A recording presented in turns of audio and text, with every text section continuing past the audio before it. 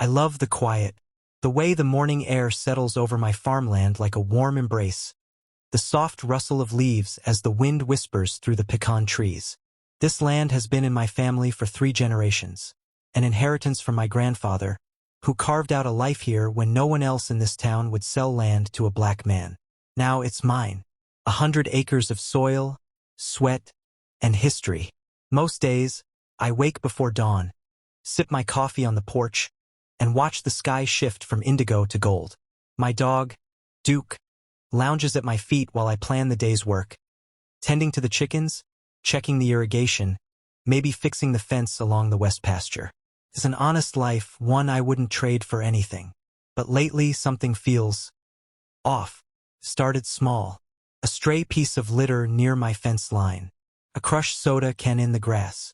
Then, tire tracks. Deep grooves in the dirt near my barn, like someone had been driving through my land. I told myself it was just kids messing around. Maybe teenagers taking a shortcut. No big deal. Then, one Saturday morning, I heard voices. Laughter. Car doors slamming. The distinct beep-beep of a locking vehicle. I step onto my porch, my brow furrowing. From here, I can see down the long dirt driveway to the main road, and sure enough, there are cars. Not just 1 or 2, a dozen, parked right on my land, just past my fence. I feel my jaw tighten. What the hell is going on? The town of Maplewood isn't exactly a welcoming place for folks like me. Sure, they smile in the grocery store, nod politely on the sidewalk, but I know better. I see the way they clutch their purses a little tighter when I walk past, how their voices drop when I enter a room. And then there's the HOA. I don't live in their pristine little neighborhood with its identical white houses and manicured lawns, but my farm borders their community. The Maplewood Estates Homeowners Association. A fancy name for a bunch of entitled busybodies who think their rules extend past their property lines. I watch as a woman in a sun hat and yoga pants steps out of a Lexus, chatting animatedly with a man in a polo shirt. A couple of teenagers climb out of a minivan, laughing as they sling backpacks over their shoulders. And then it clicks. They're using my land as a parking lot. A slow burn of anger creeps up my spine. I take a deep breath, trying to keep my composure. Maybe it's a mistake.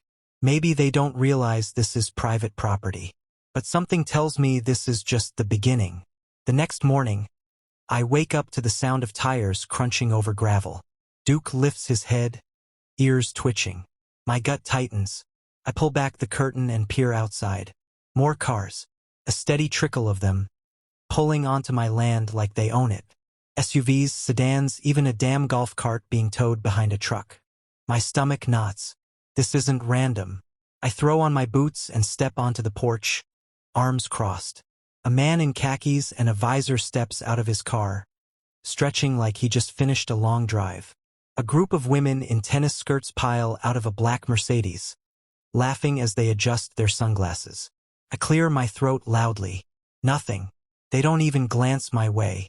I step off the porch and start walking toward them, slow and deliberate. That's when I see her. Karen. Of course. I don't know her real name, but she fits the mold. Mid-50s, platinum blonde bob, oversized designer sunglasses. Her HOA clipboard is practically glued to her hand. She's standing near my fence, pointing at something while a couple of men nod along. I hear snippets of conversation as I get closer. Such a convenient space. No real use for it anyway. The HOA budget couldn't cover additional parking. My fists clench. Morning, I say, my voice even. Karen turns slowly, like she's annoyed to be interrupted. She slides her sunglasses down just enough to look me over. Oh, she says flatly. Can I help you? I exhale through my nose. Actually, I was about to ask you the same thing. I gesture at the cars. You realize this is private property, right? She tilts her head, all fake confusion. Oh, I don't think so. This area isn't fenced off, and no one really uses it, so we assumed. I use it. I cut in. It's my land. Karen gives a tight-lipped smile. Well, our community has been struggling with parking for events, and this space is just sitting here. It's not like it's hurting anything. I let that sit in the air for a second. I know what she's saying, even if she won't say it outright. To her, my land doesn't count. My ownership doesn't count. She sees an empty field, not a legacy. She sees a black man standing on his porch, not a landowner. I take a slow step forward. It's hurting me. Her smile falters. I'll need you and your people to move your cars. I continue. Now. Karen huffs, crossing her arms. Well, that's a bit selfish, don't you think? She gestures behind her. This is for the good of the community.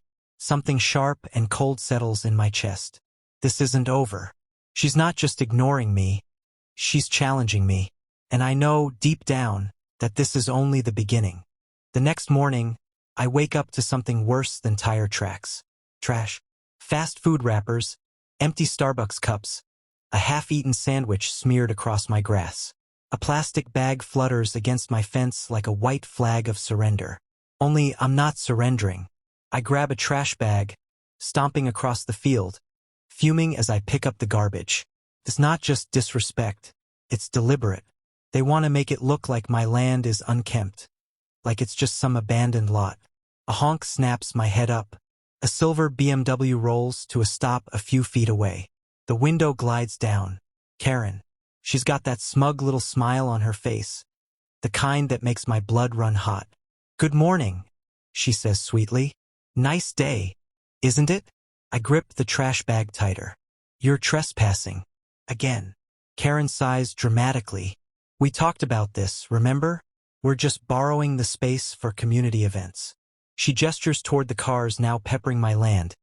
Engines cooling as people hop out, chatting and laughing like they belong here.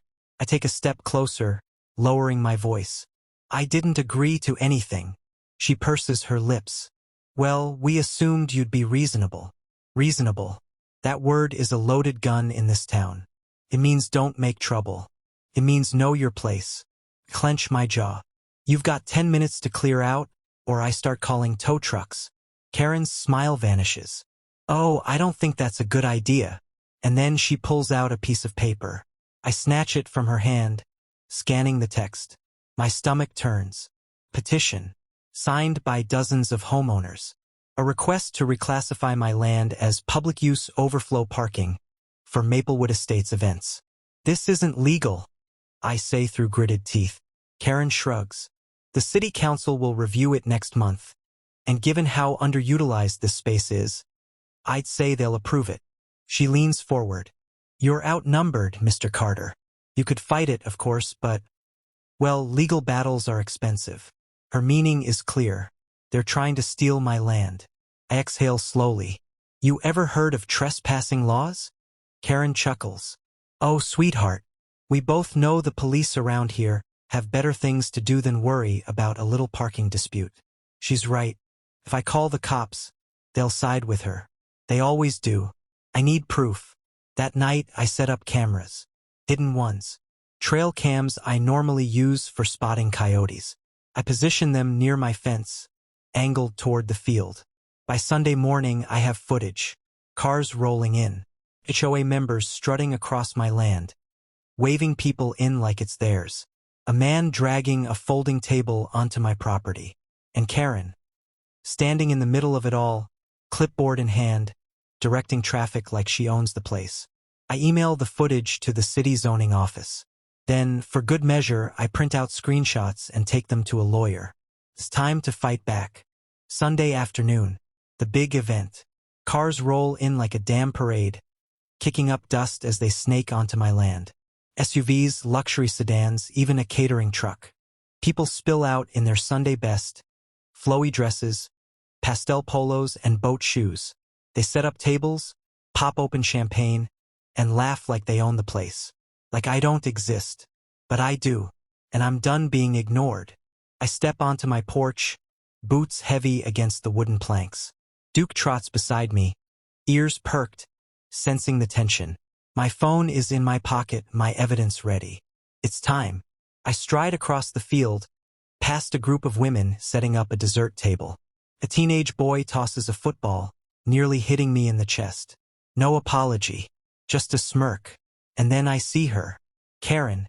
standing by a makeshift podium near the barn, microphone in hand. She's grinning, chatting with a few well-dressed men, probably city council members. She sees me coming and turns to the crowd. "Ah, Mr. Carter," she announces, her voice sugary sweet. "How kind of you to join us." Everyone, let's give a big thank you to Mr. Carter for generously sharing this unused space with the community. Scattered applause. She smirks. She thinks she's won. I stop a few feet from her.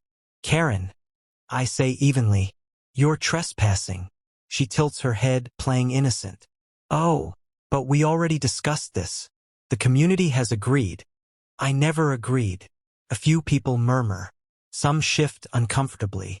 Karen huffs. "Well, if you insist on being difficult, I'd be happy to discuss this with the city council." She gestures to the suited men beside her.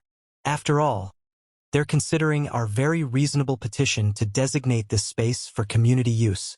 The councilmen nod, giving me polite but dismissive smiles. My jaw tightens. "You mean steal my land?" Karen gasps theatrically. "Oh, don't be dramatic. No one is stealing anything. You've simply been given the opportunity to contribute to something bigger than yourself." I let the silence stretch. Let the crowd feel the weight of her words. Then I pull out my phone. I press play. A clear video of Karen, standing in this exact spot, saying, "Oh, sweetheart, we both know the police around here have better things to do than worry about a little parking dispute." The crowd stills. Another clip. Karen, pointing at my land. "It's not like it's hurting anything. He doesn't even use it." A man near the catering table mutters, "Oh, damn." And then the final clip. "He could fight it, of course. But, well, legal battles are expensive." Karen's face drains of color. I glance at the councilman. "You still considering that petition?" One of them clears his throat. I think we need to, reevaluate." Karen stammers. That's taken out of context." I raise an eyebrow. "So, you didn't try to bully me off my land?"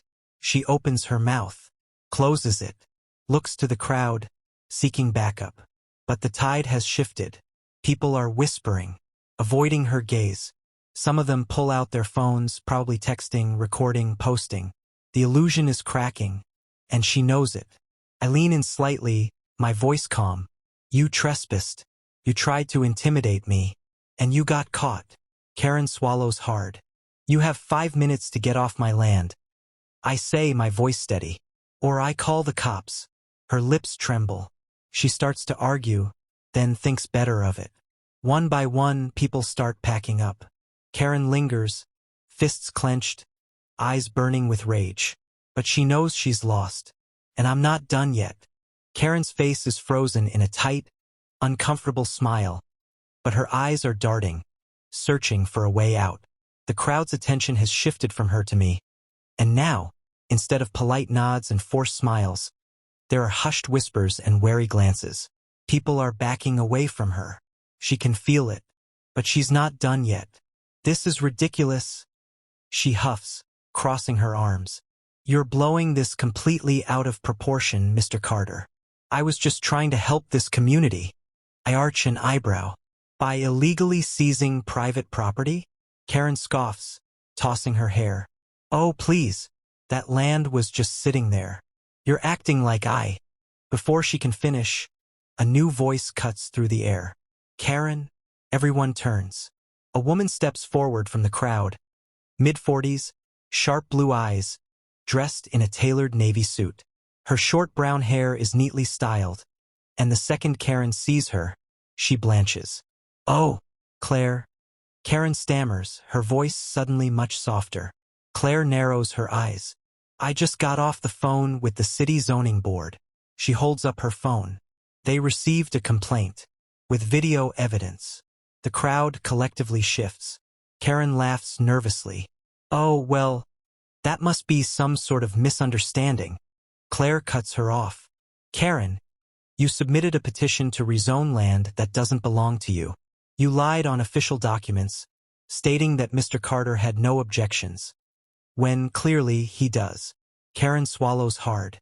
I That's called fraud. Dead silence. Karen's face drains of color. The same crowd that was cheering her on minutes ago now stares at her like she's a sinking ship. One of the councilmen steps forward, adjusting his tie. "Ms. Dawson," he says, addressing Claire. "What exactly does this mean for the petition?" Claire's expression hardens. It's null and void. Not only that, but Karen has potentially opened the HOA up to legal liability. She turns back to Karen. "And you could be facing criminal charges." Karen's breath hitches. "Wait, charges? No, this is ridiculous. I didn't." I pull out my phone again. There's more. I press play. Security footage. A time-stamped video of Karen directing a landscaping crew onto my land last week, cutting down part of my fence without my permission. She stands there, clipboard in hand, supervising as if she owns the place. The audience gasps.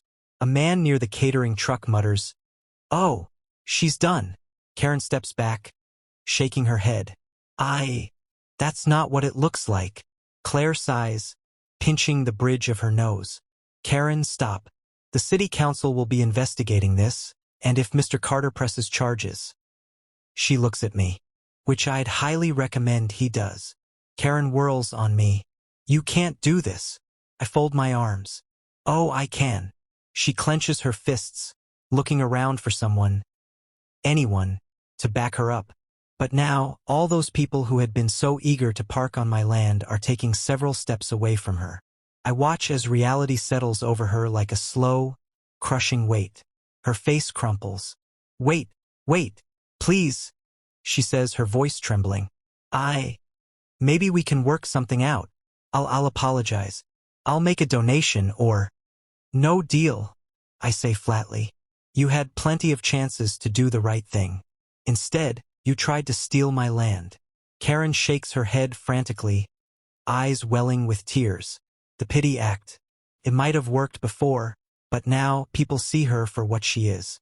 A liar, a fraud, and now a pariah. Claire exhales sharply.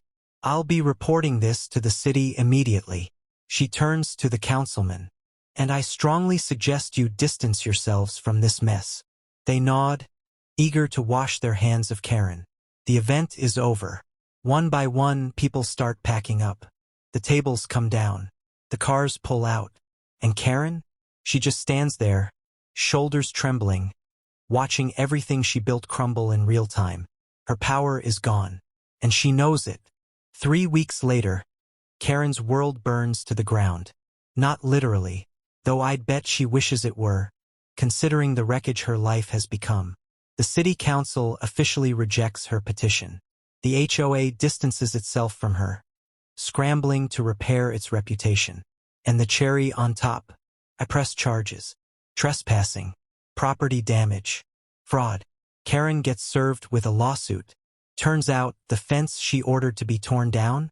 Yeah, that wasn't just some wooden posts. It was a historic boundary marker listed in the county's property records. That means extra fines. One's hefty enough to make her wince when she realizes her bank account is about to take a nosedive. But that's just the beginning. The footage I leaked?